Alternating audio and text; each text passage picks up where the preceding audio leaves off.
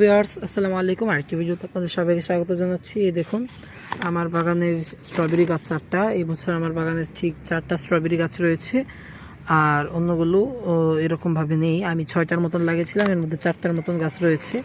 এই যে দেখতে পাচ্ছেন, আরেকটা ছোট্ট একদম চারা রয়েছে। এটা থেকে এবার এমনিতেও ফল পাওয়া যাবে না, যা বুঝতে পারছি, থাকুক এটা। তো যেটা আপনাদেরকে বলবো যে এখন কিন্তু স্ট্রবেরি গাছ গ্রো করার টাইম, আর জানুয়ারি থেকে কিন্তু ফুল আসবে আশা করি। আমার কাছে যে ভ্যারাইটিটা আছে সেটা কিন্তু এরকমই, অনেকের ভ্যারাইটি ডিসেম্বরে ফুল দেওয়া শুরু করে। তবুও আমি আপনাদেরকে পরিচর্যাটা বলি যে পুরনো এই পাতাগুলো দেখবেন এরকম নষ্ট হয়ে ঝুলে পড়বে। এই যে দেখুন একদম প্রায় নষ্ট হয়ে গেছে, এগুলোকে কিন্তু তুলে ফেলে দিবেন। আর এই যে এই পাতাগুলো দেখবেন একদম খাড়া হয়ে উপরের দিকে রয়েছে, এগুলো কিন্তু মানে গ্রো করার পাতা, এগুলোকে তুলবেন না, এগুলো রেখে দিবেন। আর এই যে এই পাতাগুলো দেখতে পাচ্ছেন নষ্ট হয়ে গেছে, এগুলো কিন্তু অবশ্যই তুলে দেবেন। এগুলো থাকলে কিন্তু গাছ ভালোভাবে গ্রো করতে পারে না। এই যে দেখুন এই পাতাগুলো তুলে দিলে কিন্তু এই যে এখন যে পাতাগুলো দেখতে পাচ্ছেন এগুলো গ্রো করবে। আর আপনারা যেটা করতে পারেন, এখানে তরল সার দেবেন, পেঁয়াজের খোসা ভেজানো জল, কলার খোসা ভেজানো জল, এই দুইটা দিলেই কিন্তু যথেষ্ট।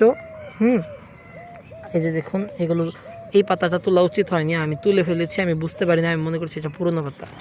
যাক, এইভাবে কিন্তু তুলবেন। এই যে দেখুন এটা কিন্তু খাড়া ছিল পাতাটা, এই জন্য কিন্তু তোলা উচিত হয়নি। হ্যাঁ, খাড়া পাতাগুলো তুলবেন না। এই যে দেখুন আমি কিন্তু ছাঁটাই করে দিয়েছি এক প্রকার। এখন